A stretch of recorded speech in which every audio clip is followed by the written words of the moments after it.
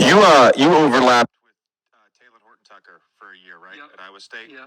So I feel like for maybe some casual NBA fans, that's not a very well known name, but there's this NBA Twitter. We're all NBA nerds here on this Zoom, so yeah, there's an NBA nerd subset that like is kind of obsessed with this guy and what his potential is. What did you see from him in your year together at Iowa State, and kind of what do you think his ceiling is? Well, the funny thing about me and Taylor is we've known each other since we were like 12 years old.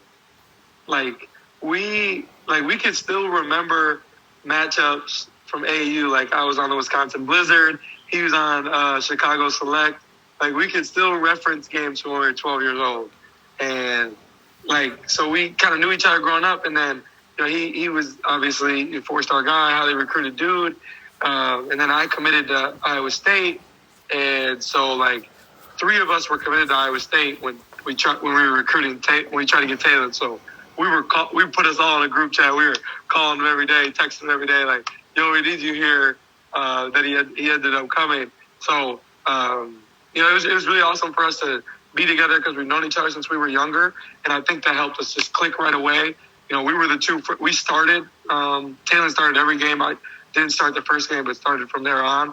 So that allowed us to kind of just like we became really close through that bond. And I think like after the year there was like I had a pretty good idea he was leaving.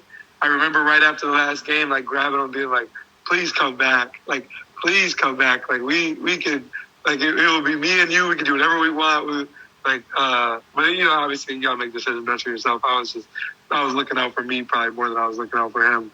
But he goes and gets drafted by LA, and I think we were both excited because both of us being NBA fans, like in 2000s kids, like LeBron's our favorite player. So like I was just like super ecstatic for him. And he played in the G League a lot last year, but I think being able to play, in the bubble in those last couple games, and then he even got some playoff run against Houston that I think people have been really loving him for. And it's not surprising by any means what he does on a nightly basis because that's just literally who he's been for as long as I've known him. So it's like what I see is not a surprise, but there are some people who are like going nuts about what he does, and like I see it and I'm just like, okay, like I know there's even more that we have yet to see. And I think what people don't realize is that Taylor is the same age as the rookies that, like, because we're class 2018, but he's a year younger.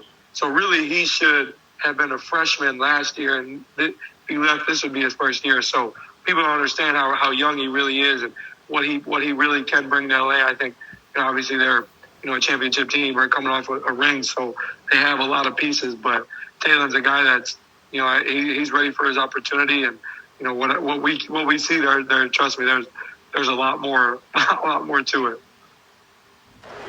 Should we get him, family? Should we get him, man? I think we should, man. I think we should just go ahead and help the Lakers out. You know what I mean? I mean, they did go to college together. You know what I'm saying? I'm thinking just from that aspect, them being kids and playing on the same team and coming into the league together, I think this would be a better fit for Taylor, because he on the Lakers, man. He ain't nothing but 22 years old, and it's a lot of pressure on them boys over there. A lot of pressure. You know what I'm saying? Like, and you gotta play with LeBron. And then the word around the NBA, boys really don't like playing with LeBron, man, because LeBron apply that pressure too. So you got the pressure coming from the organization, you got pressure coming from your players. LeBron James, like, it could stifle a young player, man, and hinder his progression, man. I think that's what's happening at the Lakers with him. You know what I'm saying? He dude went for 40 points in this game. You know what I'm saying? This is not his only game doing this. So dude got the potential, man. It's there. It's proven. I think he'll come to this market and flourish over here with us. You know what I'm saying? I think I'd like to see him come off the bench.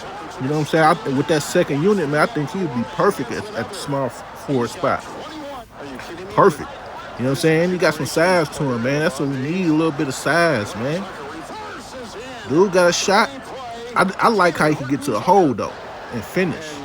put that pressure down there, man. I'm telling you. Stagger them in, have Tyrese come in and play with a little bit, the second unit with him, man.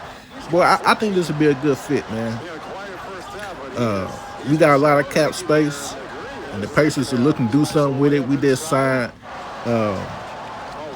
Andrew Nemhart, whatever his name is, man, gave him like a unprecedented deal, you know, like $8 million or some bull crap for a second rounder. I mean, maybe they see something I don't see. You know what I'm saying? I seen some type of potential during summer league, but I really didn't see worth that type of contract for a second rounder. You know what I mean?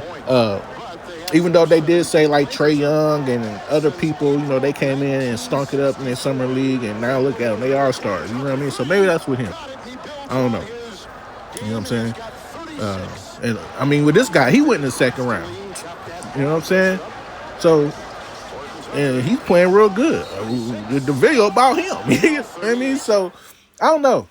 They gave him that contract for a reason. But what you think, family? Y'all let me know.